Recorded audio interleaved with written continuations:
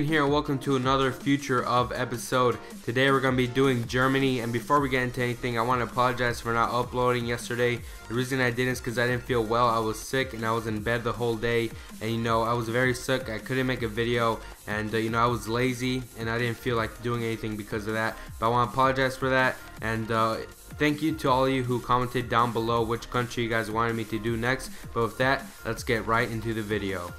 We're going to start off with Bernd Leno. This guy's a very good goalkeeper. I could have put in Mark ter Stegen, but I want to change things up, and Bernd Leno has very good stats, and overall he's a very good goalkeeper. On the right back position, we're going to be putting Sebastian Jung. This guy's very young. He's a good right back, and Philipp Lahm is going to be getting older, and Sebastian Jung, he's starting out to be a very good right back, and I think Bayern Munich is going to try to buy him, to fill in Lahm when he gets a little bit older. And as a center back, we're going to have Matthias Ginter. This guy's a very good center back. I believe he's very underrated. He only cost me 350 coins. He's a very underrated center back, and I suggest you guys use him. Mats Hummels is going to be next to him. He cost me 1.8k, and Mats Hummels is still very young, high medium work rates, overall very good stats, and he's still very young. I used to use him back in FIFA 11 in career mode, and he was always good, and he still is. He's much better, but he costs a lot more. As a left back, we're going to have Oliver Sorg, and this guy, he looks like he's 19 years old, but he's barely 24, and it's crazy to see that he's 24 and he looks that young. And he's a very good left back. There are many others, but something about him made him stand out. We have Patrick Herrmann as the right mid, 77 rated, 750 coins. He has had links to Manchester United, many links to leave in the transfer window, but he decided to stay. We're gonna have Toni Kroos as the center mid or cam. Toni Kroos is a very, very good midfielder. The goal he scored against Arsenal was a beauty, and overall he's a very good player. He's starting to flourish. He came from Bayern Leverkusen and joined Munich, and now he's doing such a great job there. As this other center mid, we're gonna have Gundogan, and this guy's one of the best players I've seen play in our generation as a midfielder. He's barely 24, 23, and he's very young. And someone that stands out to me is Julian Draxler, who plays for FC Schalke. This guy's a very good, he's still young. He can't really, you can't expect to get a load of expectations on him because he's still very young. And, I would have put Mario Götze in this midfield, but I don't have the coins to buy him. But I would definitely put him in there. It would be Götze, Gundogan, and Toni Kroos, which is a very good and, compact midfield. We're going to have Andre Schürrle as a left mid. Even though I think Royce is still going to be the left mid, Schürrle is still very good midfielder. You could put Royce in there because he's still very young, and I would put him in there, but like I said, I don't have the coins. But overall, very good player. He plays for Chelsea, and he's a very, very good left mid. Now we go with the last player of this team, which is Kevin Volland. This guy, I'm not going to lie to you guys, this guy plays very well, but you have to know how to use him because he has great pace, good shooting. But if you put too much shot behind the ball, it will go up a lot of times with him. He does have good shooting, but he has bad control with his shot.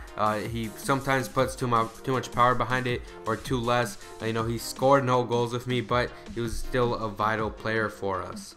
But overall, this team's very good, and Kevin Volland, he's a very good striker. I think he will, fill in the shoes of Mario Gomez and Miroslav Klose. But I decided to use the 4-5-1 formation because, I want to change it up, and I think that Germany will play very good with this formation because they have very good midfielders.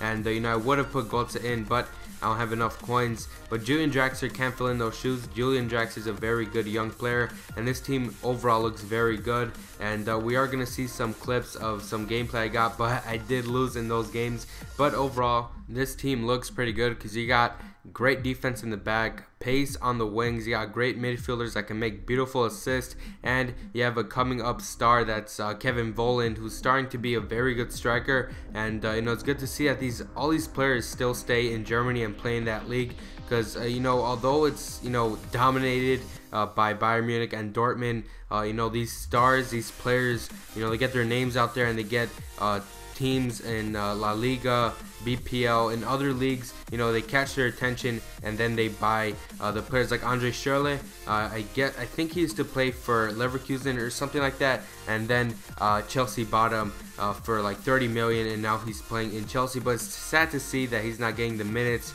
because Willian started getting very good. But you know, I would like to see Schürrle play, because every time he gets on, you know, off the bench and starts playing, he starts scoring some beautiful goals, and he's very important. And I know he's going to be very important for the future of Germany. But also Royce, he's a very good left mid. You know, he's very good. He plays for Dortmund, and you know, he is a little better than Schürrle. But you know, it's good to see that Germany has great wingers, a great defense, and great midfield.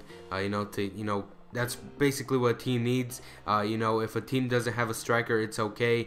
You could play with a false nine, just like Spain does. They don't really have they have good strikers, but you know, when they play, strikers aren't that important, and you know, they use that beautiful midfield, and that's how they won the World Cup. Fernando Torres did score some goals, but it was overall the midfield and the beautiful passing that they did to win the World Cup, and that's what Germany's developing. You know, all the best teams in the world are developing great passing methods and great that playing style that's very great and is very effective. But if you guys enjoy this episode, remember to leave a like and comment. If you're new, subscribe. I'm Quinkun, and I'll see you next time.